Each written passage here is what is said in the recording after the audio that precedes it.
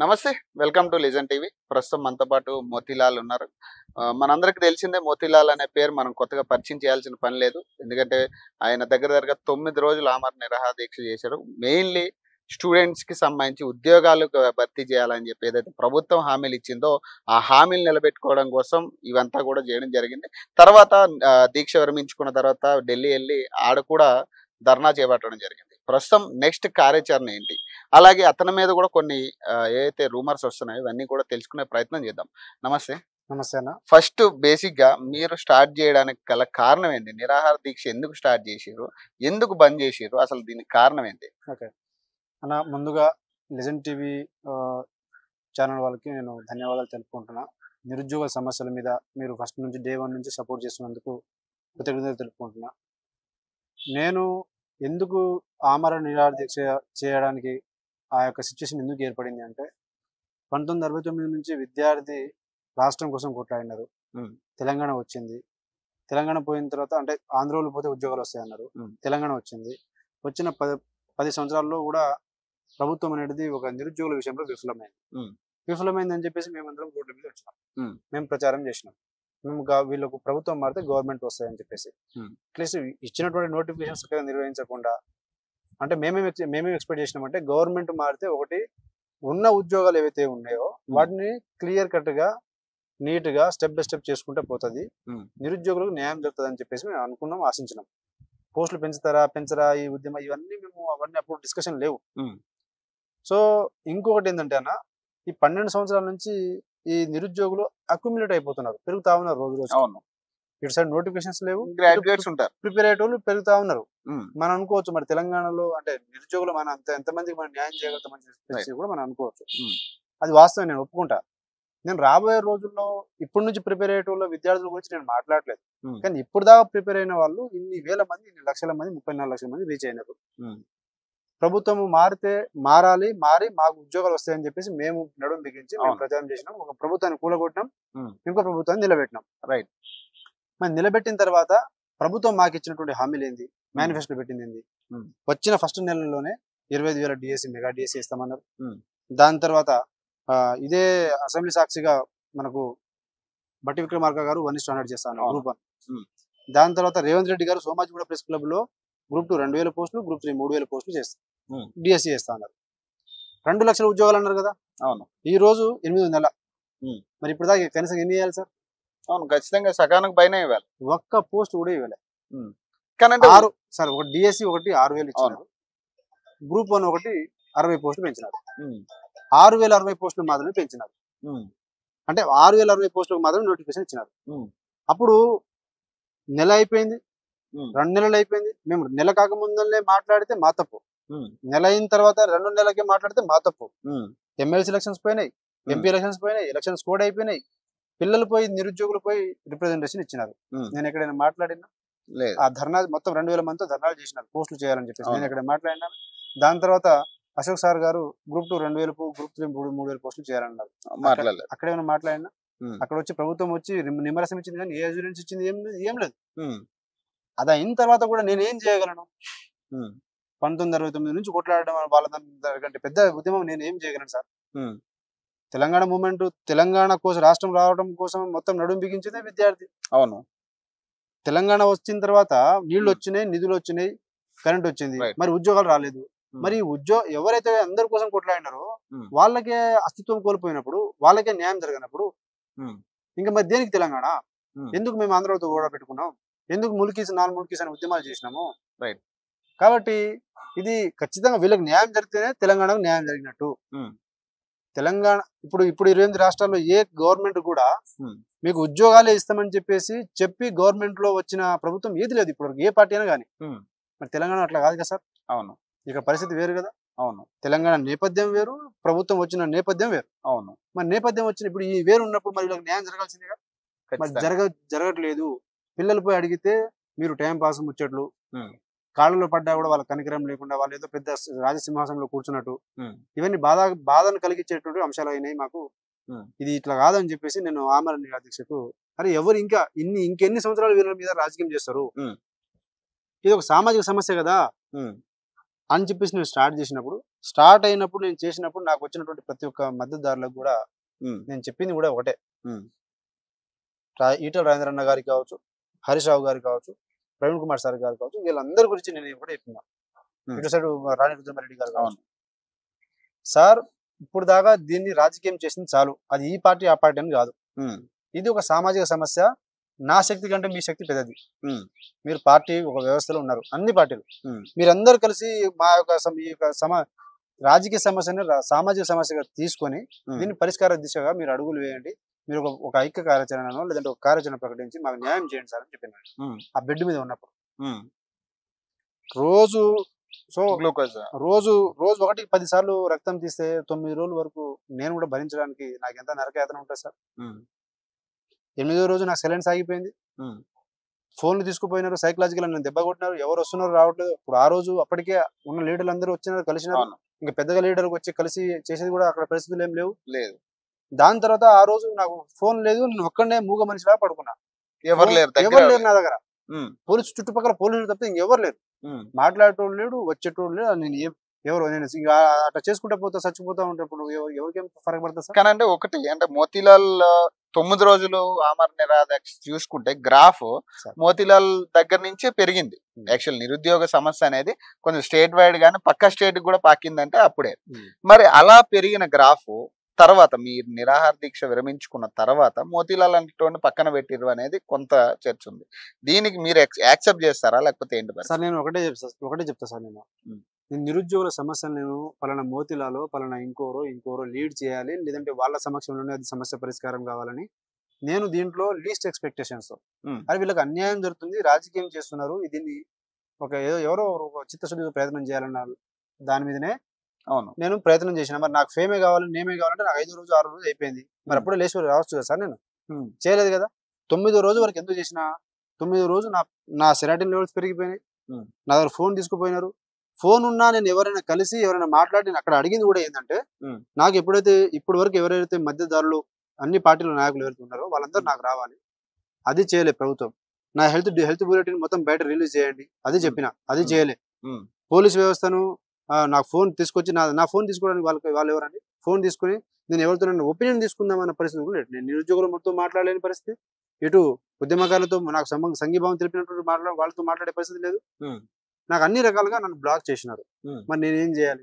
ఒకటి అట్లనే చేసుకుంటూ పోవటం, రెండోది మనం విరమించి బయటకు వచ్చి ఫైట్ చేయడం. మేము బయటకు వచ్చి ఫైట్ చేస్తే కరెక్ట్ అని చెప్పేసి భావించి బయటకు వచ్చిన.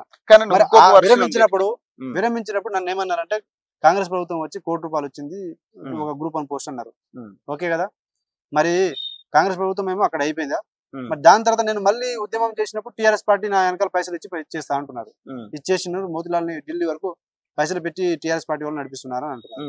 మరి ఒక పర్సన్ కి రెండు ఆపోజిట్ పార్టీలు, బద్ధశత్రువుల పార్టీలు ఒకేసారి ఒక పర్సన్ కి ఇస్తారా సార్? ఇవ్వరు కదా. పాసిబుల్ అవుతుందా? మరి వీళ్ళు క్రిటిసిజం చేసే వీళ్ళు సోయి ఉండాలి. అంటే ఈ క్రిటిసిజం అనేది మీ దాంట్లోనే జరుగుతుంది అనేది ఒక చర్చ. ఇంకోటి నేను ఏమంటున్నాను సార్, నేను ఇది జరుగుతున్నారా, అది జరుగుతున్నారా, వీళ్ళు చేస్తున్నారా, వాళ్ళు చేస్తున్నారా, లేదు అంటే మోతీలాల్ అయిపోయింది, మోతీలాల్ సైడ్ అవ్వడం నా ఆరోగ్య పరిస్థితి, నేను చేసే కంట్రిబ్యూషన్, నేను ఫైట్ చేసే విధానం, టీజీపీఎస్సీ ముట్టడి చేసిన, విద్యాశాఖ ముట్టడి చేసిన, దాని తర్వాత ఢిల్లీ వెళ్ళినా, నేను చేయాల్సింది నేను చేసుకుంటూ పోతున్నా.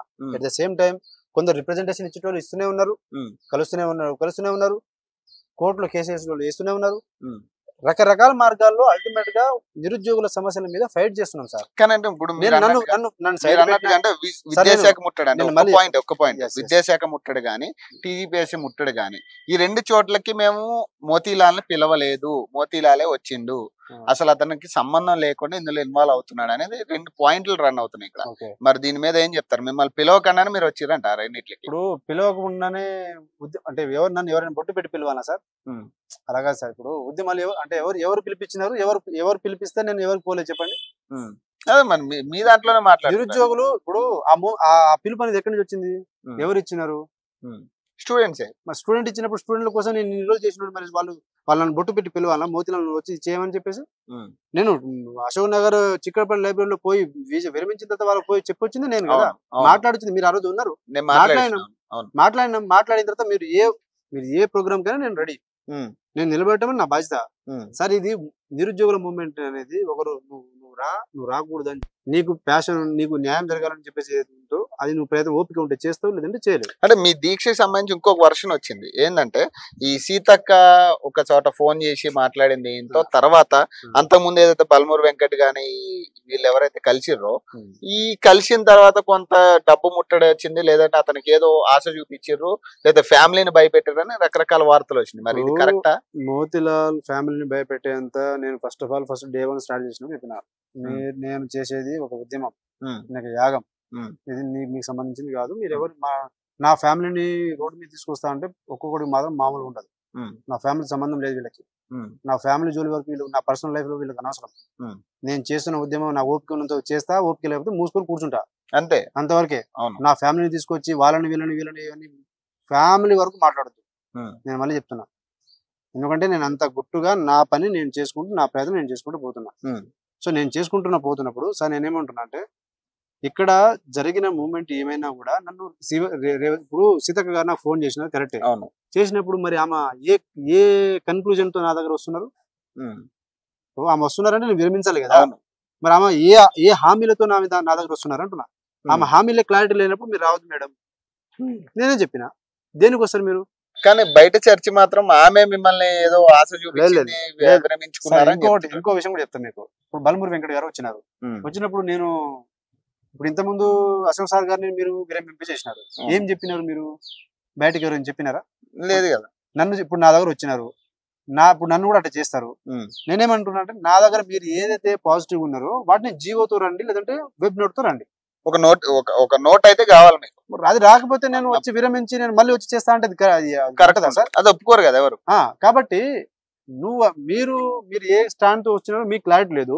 మీ ప్రభుత్వం ఎన్ని విషయాల మీద సానుకూలంగా ఉన్నదో మీకు క్లారిటీ లేదు. లేనప్పుడు నేను ఎందుకు విరమిస్తా? నేను కాంప్రమైజ్ దేనికి కావాలి సార్? నేను సో మీరు ఏ విషయాలు కూడా మీరు ఒక్క దాంట్లో కూడా మీరు ప్రాపర్ గా లేరు. లేనప్పుడు మీ దగ్గర మీకే గట్ ఫీలింగ్ లేదు. పోనీ వీళ్ళు ఒకవేళ ఇప్పుడు బల్మూరు వెంకట్ గారికి చేయాలనే ఆలోచన ఉన్నా కూడా పైన రేవంత్ రెడ్డి గారు నేను చేయను అంటే ఇప్పుడు ఏం చేస్తారు? నేనేం చేయగలను? మోతులాలు వాళ్ళు వద్దంటున్నారు అంటారు. సింపుల్ అయ్యా. ఇప్పుడు ఒక మాటతో కొలాప్స్ అవుతుందిగా. అంతే. 9వ రోజు కూడా అంతే. మరి 9వ రోజు అయిన తర్వాత నేను పైసలు తీసుకున్నాను అయితే మూవ్మెంట్ ఎట్లా చేయగలుగుతాను సార్? నేను ధర్నా ఎందుకు చేస్తా? ముట్టడి ఎట్లా చేస్తా? జంతర్ మంతర్ వరకు ఎట్లా పోతా? అంటే కాంప్రమైజ్ నేను ఆ రోజు ఆపడానికి ఏమో కాంగ్రెస్ పార్టీ కారణమైనప్పుడు లేపడానికి మళ్ళీ టీఆర్ఎస్ పార్టీ కారణమవుతుందా? అట్లా చేస్తా అంటే నడుస్తుందా? అట్లా జరుగుతుంది అసలు ఎవరికైనా ఎక్కడైనా? కానీ అంటే ఇప్పుడు మీకు ఏదైతే స్టార్ట్ చేసినప్పుడు ఎంతైతే బలంగా ఉందో, మీ ఏదైతే డిఎస్సి గ్రూప్ వాళ్ళు ఏదైతే సమీకరణ ఉందో అంతే బలంగా ఇప్పుడు ఉందనుకుంటున్నారు. నమ్మకం ఉందా? దాని బలంగా ఉన్నారు. దాని ప్రభుత్వం నీరు గార్చింది. ప్రభుత్వం మాత్రమే కుట్ర పన్నింది. అంటే డివైడ్ చేసింది. ఎట్లా అంటే గ్రూప్స్ కి డిఎస్సి వాళ్ళకు గొడవలు పెట్టడం, దీంట్లోనే కొందరు అట్లా కొందరు ఇట్లా అట్లా అని చెప్పేసి మాట్లాడడం, దాని తర్వాత డిఎస్సి ఎగ్జామ్స్ దగ్గర పడుతుండడం, కొన్ని ఏమో న్యాచురల్ గా ఫ్యాక్టర్స్ అనుకూల కంట్రిబ్యూట్ చేసినాయి, కొన్ని పాలిటిక్స్ జరిగినాయి. అయినా కూడా మేము అల్టిమేట్ గా ఫ్రమ్ డే 1 నుంచి ఏమైతే ఉన్నదో ఈ రోజు వరకు కూడా ఇప్పుడు పిల్లలందరూ చాలా ఫైర్ మీద ఉన్నారు. కోపం ఉంది. ఏముందంటే, అరే అట్లీస్ట్ మొన్న డిఎస్సి పోస్ట్ పోన్ కాలేదు, గ్రూప్ 2 పోస్ట్ పోన్ చేసినారు, అయిపోయింది. అయిపోయిన తర్వాత పోస్టులు పెంచలే, గ్రూప్ 1 1:100 చేయలే. మెగా డిఎస్సి అంటే జాబ్ క్యాలెండర్ అని చెప్పేసి 50,000 మేము అసెంబ్లీలోనే చర్చ పెడతామన్నారు. ఎక్కడైనా సార్ ఎక్కడైనా డిస్కషన్ కనీసంగా లేదు. 24వ తారీఖు జూలై 24వ తారీఖు నుంచి అసెంబ్లీ సెషన్ స్టార్ట్ అయింది. 31 ఒక్క 5-10 నిమిషాల డిస్కషన్ జరిగింది సార్? లేదు. ఇది ప్రతిపక్షం అపోజిషన్ పార్టీస్ కాదు, వీళ్ళు చేసినారా? వీళ్ళు మాట్లాడలేదు, ఎక్కడ మాట్లాడారు? ఇక మరి వీళ్ళకి ఏం చేత సుదీన్ సార్? మరి ఇది అదే అడుగుతున్నా. మోతీలాల్ లాంటి చేసిండు, ఎవరు మన అశోక్ సార్ లాంటి చేసిండు, తర్వాత మళ్ళీ ఎక్కడైతే పక్కా జాక్సన్ లాంటి వాళ్ళు చేసిర్రు. మరి ఇంత మంది దీక్షలు చేస్తుర్రు, ముట్టలు చేసిర్రు, మరి కనీసం ఎక్కడా కూడా స్పందన రాలేదంటే ఇది ఎట్లా చూడాలి మరి? అవును సార్, ఇప్పుడు స్పందన రానప్పుడు స్పందన వచ్చేంత వరకు మనము దాని యొక్క పోరాటం అనేది ఉండాలి, ప్రయత్నం అనేది ఉండాలి. అలానే ఈ 4 సంవత్సరాలు ఎగ్జామ్ రాయకుండా ధర్నాలు దీక్షలు చేయడం అనేది కాదు. దానికి ఒక మూవ్మెంట్, దానికి ఒక టైం, దానికి ఒక సందర్భం ఉంటది. ఇప్పుడు నేను ఇప్పుడు ఎందుకు మాట్లాడలేదు? ఒకటి, ప్రోగ్రామ్ చేసుకుంటా పోతున్నా. రెండోది, నా ఆరోగ్యం అనేది కొంచెం రెస్ట్ తీసుకోవాల్సిన సందర్భం వచ్చింది. గ్రూప్ 2 పోస్ట్ పోన్ చేసినారు. నేను రెచ్చగొట్టినట్టు ఉండొద్దు కదా సార్. సో ఇప్పుడు జాబ్ క్యాలెండర్ అన్నారు, అక్కడ వరకు వెయిట్ చేసినారు. ఆ జాబ్ క్యాలెండర్ కూడా చక్కగా ఒక్కటి కూడా లేవు. లేనప్పుడు మరి వీటి లేదు అని చెప్పేసి మాట్లాడాల్సిన బాధ్యత ఉంది కదా, మాట్లాడుతున్నాం. ఇప్పుడు అందుకోసం ఇక్కడ వచ్చినా మాట్లాడుతున్నా. ఈ వేదిక నుంచి జాబ్ క్యాలెండర్ లో ఎలాంటి డిస్కషన్ లేవు. జాబ్ క్యాలెండర్ అనేది ఫస్ట్ బోగస్. ఎట్లా బోగస్ అంటే ఇప్పుడు 2025 జూలై 31 తారీఖు మార్చి 31కి మీరు వేకెన్సీ లిస్ట్ తీస్తారు. అవును. జూలై 2025 జూన్ 2 తారీఖు ఏమో మీరు నోటిఫికేషన్ ఇస్తారు. అవును. 2025 డిసెంబర్ 9 తారీఖు ఏమో మీరు నియామక పత్రాలు ఇస్తారు. అంటే ఇక్కడ నుంచి 16 నెలలు. అవును. 10 సంవత్సరాలు చదువుకుంటా వచ్చిన వాడికి ఇంకొక 16 నెలలు ఎట్లా చదువుతారు సార్? రైట్. పోనీ అది ఎంత పెయిన్ఫుల్ ఉంటుంది. చదివి ఎట్లయితుంది? అది గుర్తుండాలి, రివిజన్ చేయాలి, దాన్ని మళ్ళీ పైసలు తీసుకురావాలి, సైకలాజికల్ గా మళ్ళీ ఫిట్ కావాలి, మళ్ళీ ప్రిపరేషన్ లో మోడ్ లో రావాలి, మళ్ళీ చదవాలి. అంటే వీళ్ళు విద్యార్థులు నిరుద్యోగులతో ఎవరు ఆడుకుంటున్నారు సార్? నేనేమంటున్నా అంటే ఫస్ట్ గవర్నమెంట్, మేము నిరుద్యోగం మీద రాజకీయం చేయట్లేం సార్. మేము రెస్పాన్సిబుల్ గా ఉన్నాం, మేము చాలా బ్యాలెన్స్ గా ఉన్నాం, చాలా ఆలోచిస్తున్నాం. మేము ఇప్పుడు అంటున్నాం, మీ ద్వారా అంటున్నాం, మేము రేవంత్ రెడ్డి గారిని కలవడానికి మేము సిద్ధంగా ఉన్నాం. ఇప్పుడు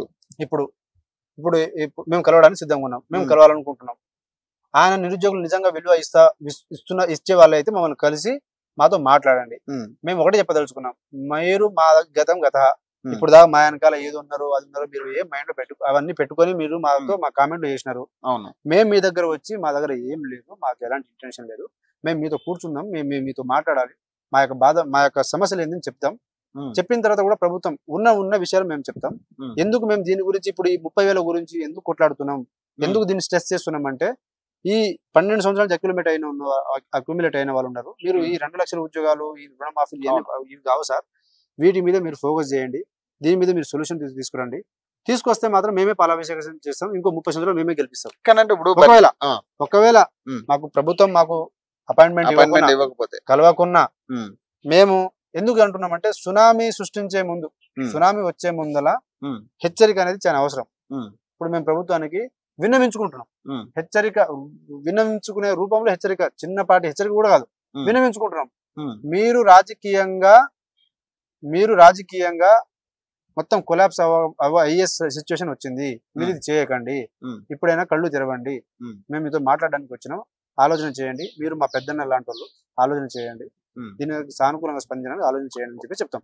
ఒకవేళ తీసుకోలేదు అనుకోండి, మేము ఢిల్లీకి రాహుల్ గాంధీ గారిని, ప్రియాంక గాంధీ గారిని, వాళ్ళకు అదే బాధ్యత ఉందిగా.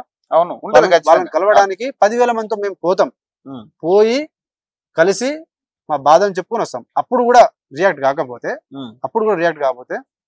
గ్రూప్ 1:100 గురించి మాట్లాడింది బట్టి విక్రమార్క గారు అసెంబ్లీ సాక్షిగా. అవును. గ్రూప్ 2 2,000 పోస్టులు, గ్రూప్ 3 3,000 పోస్టులు డిఎస్ గురించి మాట్లాడిన హామీ ఇచ్చింది రేవంత్ రెడ్డి గారు సోమాజిగూడ ప్రెస్ క్లబ్ సాక్షిగా. ఈ 2 నియోజకవర్గాలను టార్గెట్ చేస్తాం. కానీ అంటే విక్రమార్క గారు అవ్వదనే చెప్తున్నాను, 1:100 చెయ్యరు. కాబట్టి మేమేం చేస్తామంటే మీ నియోజకవర్గానికి వచ్చి ఈ 2 నియోజకవర్గాలు ముఖ్యమంత్రి, ఉప ముఖ్యమంత్రి, ఈ 2 నియోజకవర్గాలను మేము టార్గెట్ చేసి ఒక్క సర్పంచ్ కూడా గెలవకుండా చూసుకుంటాం. కానీ ఇప్పుడు దాంతో వాళ్ళకి బుద్ధి రాకపోతే ఇద్దరితో పోయింది కాస్త ఇప్పుడు 60 మంది 70 మంది ఉన్నారుగా, ఒక్కరు కూడా వాళ్ళ జీవితంలో ముఖ్యమంత్రులు కాలేరు, వాళ్ళ ఎమ్మెల్యేలు కాలేరు రాబోయే రోజుల్లో. ఏ బస్సు యాత్ర వల్ల అయితే, ఏ నిరుద్యోగులు ఊరికి పోయి ప్రచారం చేసి ఎట్లయితే చేసినామో అట్లాంటివే జరిగి మీరు జీవితంలో ఇంకోసారి ఉద్యోగాలు మీరు ఈ రాజకీయంలో సన్యాసం తీసుకునే స్థాయికి మేము తీసుకొస్తాం.